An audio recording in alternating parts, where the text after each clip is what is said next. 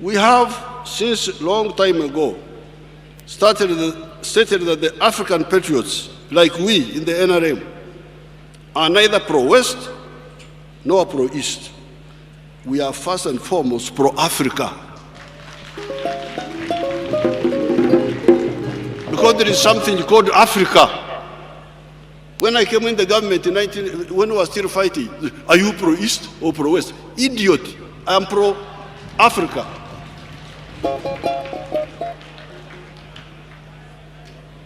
I cannot be here to be pro-others, but not pro myself. The president was very combative, really. He was in that mood, and it is understandable. If now we go through, we forget about the economics and we talk politics.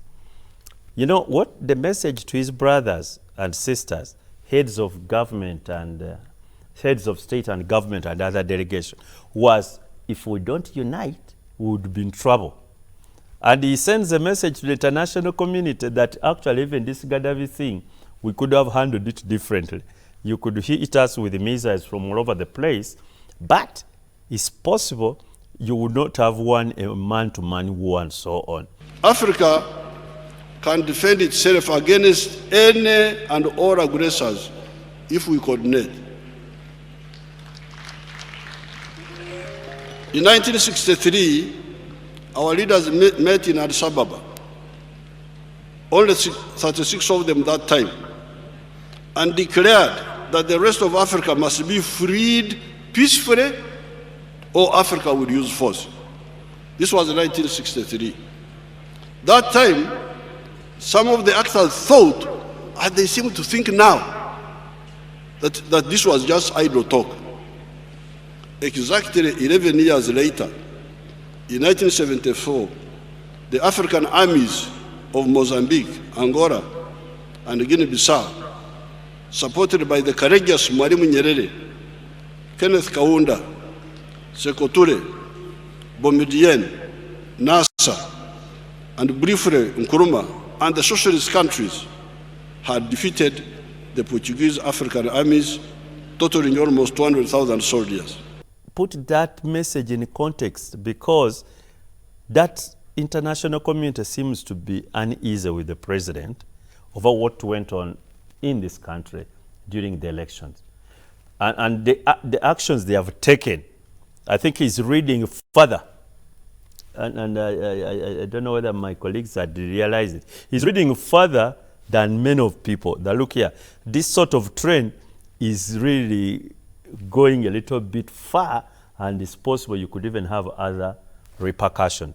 It is on account of that good friends should only deal with contentious, strategic African issues via the African Union. Bypassing the African Union is not acceptable when it comes to dangerous strategic African issues.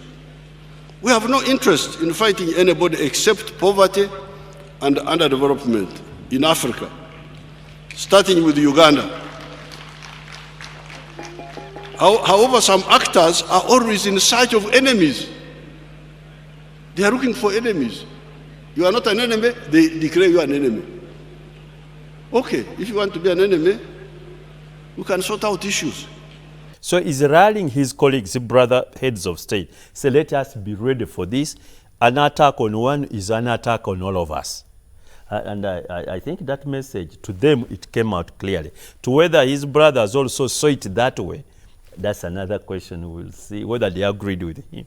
And that would be a matter for the future. Our role there is to advise those who are advisable, but also do our patriotic duty if unavoidable. Unfortunately, the Libyans collapsed quickly.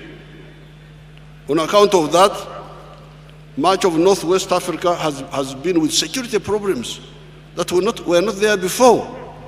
Libya, Chad, Mali, Niger, parts of Nigeria, Central African Republic, and Cameroon. Who is responsible for this hemorrhage? I hear people talking about accountability. Who is accountable for this suffering? Who caused all this? Of course, Muammar Gaddafi had his own problems. I had the task of fighting him twice, 1972 and 1979, as he intervened in Uganda on the side of Idi Amin because Idi Amin was a Muslim. However, foreign armies attacking an African country against the express objection of the African Union is not a solution.